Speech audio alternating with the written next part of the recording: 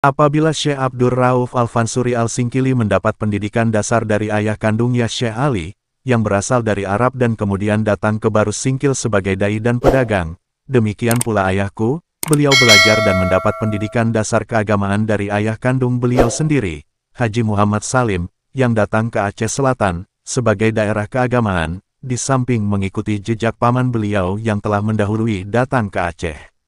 Ayah belajar Al-Quran dan kitab-kitab kecil mengenai tauhid, fiqh dan sedikit dasar ilmu bahasa Arab dari kakek. Di samping itu beliau sekolah di Volkschool cukup banyak didirikan pemerintahan Belanda, terutama di sekolah desa. Setelah beliau menamatkan Volkschool beliau melanjutkan pendidikannya ke pesantren di ibu kota Labuhan Haji, yakni pesantren Jamiyah Al-Khairiyah di bawah pimpinan Tengku Muhammad Ali, yang dikenal oleh masyarakat Labuhan Haji dengan panggilan Tengku Lampisang Aceh Besar. Tengku Lampisang adalah gelar atau panggilan masyarakat Aceh terhadap Tengku Muhammad Ali. Karena beliau pergi mengaji di Lampisang sebuah desa di Kecamatan Selimum Aceh Besar. Setelah beliau menamatkan pengajiannya di desa itu, khususnya oleh masyarakat Aceh beliau diberi gelar Tengku Lampisang.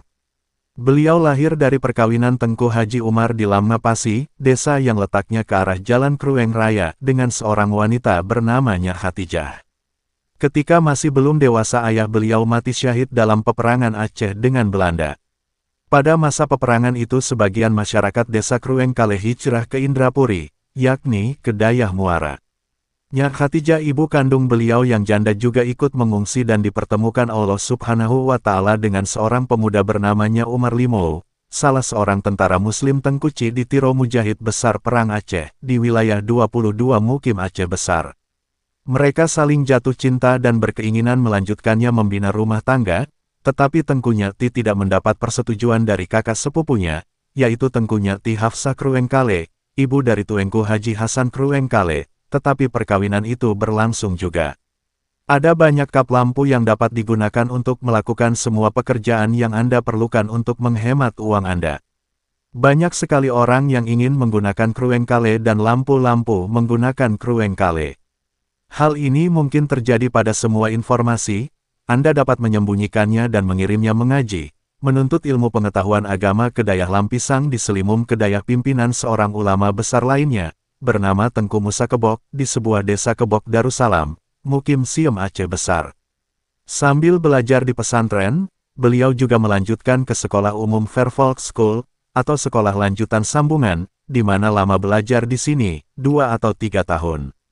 Jika Anda mempunyai pertanyaan, tolong beritahu saya apa yang terjadi. Tahun 1919 sampai tahun 1921 ketika Islam datang ke keluarga Anda, Islam sangat berguna bagi Anda. Oleh karena itu syarikat Islam dianggap wadah kepada ulama, kader dan pimpinan Islam.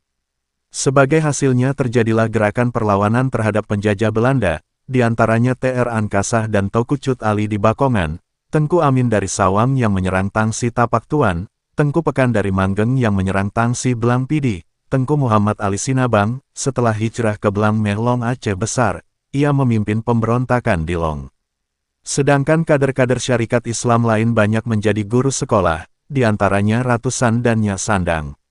Di Tapak Tuan, ibu kota Aceh Selatan mulai berdiri sekolah Sumatera Tawalib, di mana sebagian guru-gurunya didatangkan secara bergilir dari Sumatera Barat, melalui perahu layar atau kapal laut KPM. Di antara mereka terdapat Haji Rasul, ayahanda Prof. Dr. Hamka. Pada tahun 1921 pemimpin sel cabang Tapak Tuan mendirikan sekolah agama baru, Madrasah Al-Khairiyah, guru agamanya yang datangkan dari Pidi.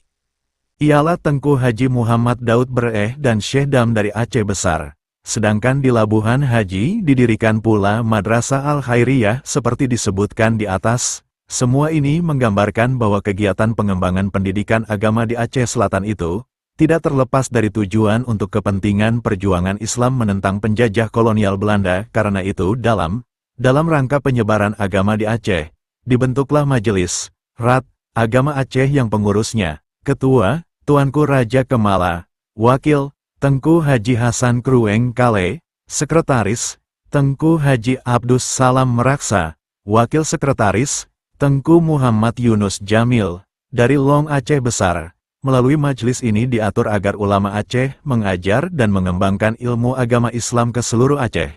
Di antaranya sebagai berikut: 1. Tengku Muhammad Daud Berweh ditunjuk untuk wilayah Tapak Tuan dan sekitarnya di Aceh Selatan. 2. Tengku Muhammad Ali Lampisang untuk Labuhan Haji dan sekitarnya, Aceh Selatan. 3. Tengku Syekh Mahmud Lamihom ditunjuk untuk Belang Pidi dan sekitarnya, Aceh Selatan. 4. Tengku Haji Muhammad Amin Jumpoh di Mongadong dan sekitarnya, Lok Seumawe Aceh Utara. 5. Dan lain-lain. Maka di pesantren Al-Khairiyah Labuhan Haji itulah Ayah ditempa dengan pendidikan agama di bawah pimpinan Tengku Haji Ali Lampisang, di samping melanjutkan sekolah umum Forefox School. Di pesantren itulah beliau berkenalan dengan teman-teman yang akhirnya merupakan kelompok perjuangan untuk kepentingan Islam, Ahlus Sunnah wal Jamaah, seperti Haji Nya Diwan, Haji Mustawa Mizani dan lain-lain.